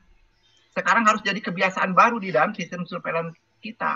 Nah, ada pertanyaan dari teman dari ini nih sahabat saya Pak Nurholis Majid dari Garut. Yang anjal itu seperti apa? Yang anjal itu kelihatan nih ya. Pak ini yang terhormat para wakil kita di DPRD memberikan uang ya. Gitu kan ya. Lebih nih. Tapi yang lain sektor lain harus apa? Legowo gitu bahwa ini ada uang untuk lebih untuk memperkuat ya. Kenapa? Karena yang terkena juga sektor lain, sektor ekonomi, transportasi dan sebagainya, pariwisata terkena ya dengan hal ini. Jadi sistem surveillance ini ada di backbone. Tadi saya katakan sistem surveillance backbone. Jadi ini Dr. Denny Mustafa ini menjadi tulang punggungnya sistem kesehatan daerah di Kabupaten Kuningan karena beliau itu harus ke depan membangun sistem surveillance respon yang anjal tadi ya. Ketika situasinya masih mulai normal-normal gini kan udah mulai yang dana yang refocusing balikin lagi gitu kan dikit-dikit. Tapi begitu ada tekanan lagi harus langsung masuk lagi. Pengendalian infeksi kan ya. Lalu pencegahan supaya tidak teman-teman di puskesmas tidak terkena, APD-nya ditambahin. Ini kan bukan kerjaannya dinas kesehatan ya. Ini adalah kerjaan yang harus memikirkan bagaimana sistem kesehatan daerah itu anjal. Itu Kang Nurholis Majid ya. Jadi ciri-cirinya adalah begitu ada tekanan, ada strategi yang dibuat sehingga memperkuat sistem kesehatannya. Itulah strengthening the resilience of local health system di Indonesia. Ini ya konsep ini dikenal untuk suatu bencana ya, disaster ya. Nah, si pandemi ini adalah disaster ya. Jadi kita harus membuat penguatan resiliensi dan ini harus diketahui oleh semuanya, bukan hanya orang kesehatan. Kalau enggak ya terjadi seperti di NTT, mohon maaf ya, seperti di Makassar, seperti itu. Karena kita semua rakyatnya nggak ngerti. Nah, kalau kita semua paham, literasi itu diberikan oleh siapa? Ya oleh kita yang paham. Ya, makanya saya diundang oleh UGM, oleh STIKU ya sama saja gitu kan ya. Kita senang untuk berdiskusi ini. Kenapa? Karena kita bisa bicara dengan banyak orang, kita menyampaikan, tolonglah ya, bantu pemerintah, bantu masyarakat untuk mengatasi ancaman ini. Ini adalah masalah kita bersama, bukan masalahnya dinas kesehatan, bukan masalahnya rumah sakit atau puskesmas. Gitu. Jadi resiliensi itu seperti itu ya. Bahasa Indonesianya mungkin baru didengar ya. Keanjalannya. Baik, terima kasih Pak Dr. Denny atas penyampaiannya. Mungkin ada yang ditambahkan Pak Dr. Denny Mustafa? Saya kira cukup ya. Dan ada beberapa pertanyaan saya baca tentang Kuningan ya. Jadi berapa jumlah RDT yang sudah dilakukan? Kita sudah melakukan 2.992 tes rapid test dengan hasil reaktif 37 orang dan invalid 2 piece. Jadi sudah cukup banyak. Dan untuk PCR kita sudah melakukan 225 kali PCR. Ya, dengan hasilnya yang 14 tadi itu, 14 swab positif itu. Baik. Itu saya kira. apa lagi ya? Pola penularan apakah termasuk satu klaster? Oh tidak, yang satu kelas Cikaso itu satu klaster dan jadi epicentrum. Ada klaster Pasawahan, ada klaster Cidahu, bukan maaf, klaster Ciawi, klaster Majambe dan klaster Cilebak. Jadi cukup banyak ya. Baik. Saya kira itu, terima kasih. Baik, ini satu lagi pertanyaan, sebenarnya ini yang jadi banyak ini ya, masyarakat yang mungkin awam atau masih tanda tanya. Kan banyak yang dia melakukan tes swab, tapi hasilnya memang negatif. Tapi kenapa ini masih dinyatakan atau masih dipakai gitu ya oleh layanan kesehatan, institusi kesehatan untuk mengecek rapid untuk COVID-19 ini. Jadi masih digunakan gitu ya. Ini mungkin orang banyak yang anggap ngapain rapid test seperti itu. Kan itu kurang valid katanya gitu ya. Jadi ini perlu edukasi juga informasi. Boleh ikut ini ya, apa namanya? Dari sepanjang pengetahuan yang saya dapatkan. Jadi ada ini satu strategi ya. Ini untuk mendiagnosis tadi ya kesehatan masyarakat, kan ya. Rapid test digunakan ya dengan segala keterbatasannya tadi. Tapi yang tadi saya katakan itu ya mungkin tadi nggak menangkap ya. 2 kali kerjakannya. Ini ada ininya ya evidence-nya. Kalau kita melakukan tes ya sebanyak 2 kali untuk setiap individu, itu akan memperlihatkan kevalidan kalau di 30%, kevalidannya itu sampai 99,5% untuk komunitas. Nah, ini siapa yang bertanya tadi ya. Jadi ini strategi juga. Ya selama ini kan kita hanya 1 kali kan rapid testnya. Tapi kan sebetulnya juga di situ disebutkan seminggu kemudian dites lagi. Tapi intensinya adalah takutnya ada perubahan gitu kan ya, karena kita tahu perjalanan penyakitnya. Tapi sebetulnya dengan strategi 2 kali rapid test ya pada mereka yang terkena, dan kalau kita makin banyak ya 5% pun ada bisa kita mendiagnosis kesehatan masyarakat itu sampai 87%-an. Tapi kalau sudah sampai 30% kita melakukan rapid test, misalnya penduduk Kuningan sekarang ada 600.000. Kalau kita bisa 30%, 3 kali 6, jadi 18.000 kita melakukan rapid test, sebanyak 2 kali, berarti 36.000 rapid testnya yang harus dilakukan, maka kita bisa sepanjang tahun itu bisa mendiagnosis Kabupaten Kuningan seperti apa. Kalau sekarang juga masih sedikit was-was ya, kita nggak tahu nanti ada second wave, third wave, dan atau second peak dan seterusnya. Tapi apapun yang terjadi, menghadapi second peak, third peak, yang penting adalah tadi ya, new normal life itu harus kita lakukan. Kita tidak mau akan menghadapi hal-hal seperti ini ke depan. Itu ya. Ya, terima kasih Pak Dr. Denny. Baik, ada yang ditambahkan Pak Dr. Denny Mustafa? Saya setuju sekali dengan pendapat Pak Dr. Denny Sunada tadi ya, benar-benar. Yang saya tambahkan begini. Jadi orang-orang itu kenapa sih menyepelekan rapid test jadinya? Rapid test ini sangat-sangat berguna. Selain yang pertama karena biayanya itu lebih murah. Kemudian lebih cepat, juga gampang ngambilnya. Jadi pelaksanaannya sangat mudah. Gitu. Nah, selama ini di Kuningan itu, kita melakukan rapid test terhadap kontak terdekat. Jadi tracing itu keluarannya adalah rapid test terhadap kontak-kontak yang kita anggap dicurigai apakah dia positif atau tidak. Nah, sesudah itu begitu kita temukan positif, kita lakukan swab pada orang tersebut. Dan betul tadi Dr. Denny Sunjaya tadi betul. Kalau perlu dilakukan 2 kali. Seperti di Cikaso itu ada beberapa sebagian dari kontak erat dari swab positifnya kita lakukan 2 kali rapid testnya dengan jarak waktu lebih dari 7 hari.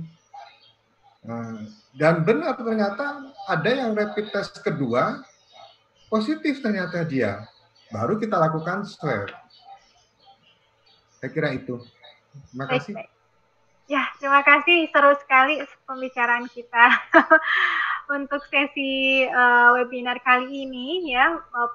Peserta sangat antusias sebetulnya, dan karena waktu yang memang sudah habis seperti itu, jadi mohon maaf untuk seluruh peserta tidak bisa saya closing. Ada yang mau disampaikan para pembicara atau sudah cukup? Pak Dr. Denny Sunjaya cukup? Ya, mari kita sama-sama bekerja lah ya. Jangan terlalu banyak memanaskan rumah kita, tapi justru kita harus mendidikkan rumah kita dengan tidak men-share hoax ya. Ini kejiwaan psikososial. Ini adalah dampak yang kurang baik daripada wabah ini, masalah psikososial ya. Menyebabkan orang lain depresi, cemas, akhirnya kita tidak lagi bermasalah dengan COVID-nya, tapi bermasalah dengan masalah kejiwaan. Mudah-mudahan. Sekarang sudah banyak. Betul. Ya, baik. Pak Denny Mustafa, cukup? Seminar serial 6 yang diselenggarakan oleh Program Studi Kesehatan Masyarakat Tikas Kuningan sudah berjalan dengan lancar, dan antusias peserta juga sangat baik. Seluruh peserta juga mengikuti. Alhamdulillah, selain di Zoom meeting ini juga mengikuti secara live di YouTube. Dan insya Allah untuk kegiatan webinar ini juga kita record ya. Saya simpulkan dari beberapa yang dibahas saat ini bahwa memang sistem kesehatan daerah yang anjal, bahasanya Bapak Dr. Denny Sunjaya, itu merupakan sistem kesehatan daerah yang siap dalam menghadapi era new normal ini. SDM saja, tapi strategi dari sisi pembiayaan, dari sisi teknisnya, ya, dari sarana prasarana dan semuanya, sehingga siap menghadapi era new normal ini merupakan kebiasaan baru yang disebabkan karena ancaman, dan kebiasaan baru ini perlu harus aware dalam pengendalian agar tidak terkena dampak bahaya ya, dan melakukan proteksi diri untuk bahaya tersebut. Sehingga kebiasaan baru ini harus diperhatikan baik oleh seluruh masyarakat. Dan normal ini bukan berarti seperti kehidupan sebelumnya seperti itu, tapi dalam instansi pelayanan kesehatan juga yang harus diperhatikan di era new normal ini adalah bagaimana sistem pelayanan kesehatan yang lebih dipersiapkan lagi untuk menghadapi era COVID-19 ini. Baik, banyak sekali sebetulnya yang perlu disimpulkan. Saya kira sudah bisa dipahami oleh seluruh peserta. Dari sektor, mohon maaf, dan kita selaku mungkin di sini banyak juga dari berbagai profesi sama-sama menghadapi era new normal ini dengan optimis dan semangat dan saling menguatkan satu sama lain, terutama bagi tenaga kesehatan dan instansi kesehatan sebagai garda terdepan, dan backbone-nya itu adalah sistem surveillance yang harus terus dikembangkan dan dikuatkan untuk seluruh daerah dalam menyongsong era new normal ini. Mohon maaf dari saya apabila banyak kekurangan maupun hal-hal yang salah maupun belum tersampaikan dengan baik. Saya kira cukup dari saya selaku moderator. Saya kembalikan ke Master of Ceremony, Safira, dipersilakan. Baik, terima kasih kepada moderator yang telah memandu diskusi dengan sangat baik. Terima kasih juga saya ucapkan kepada para pemateri yang telah menyampaikan materi dengan sangat lengkap. Dan saya ucapkan mohon maaf apabila para penanya tidak bisa dijawab pertanyaannya satu persatu karena keterbatasan waktu. Setelah ini, peserta diharapkan mengisi formulir evaluasi yang akan kami kirim melalui 3 media, yaitu Zoom chat, grup webinar chat, dan email untuk mendapatkan sertifikat. Terima kasih, kurang lebihnya mohon maaf apabila ada salah kata maupun teknis dalam penyampaian. Terima kasih. Assalamualaikum warahmatullahi wabarakatuh. Mungkin dokumentasi jangan lupa, MC. Boleh, Ibu. Ya, mohon izin Bapak pembicara dan seluruh peserta kita dokumentasikan dulu untuk di screenshot ya dengan menampilkan videonya sebagai dokumentasi. Baik. Oke, saya hitung 1, 2, 3.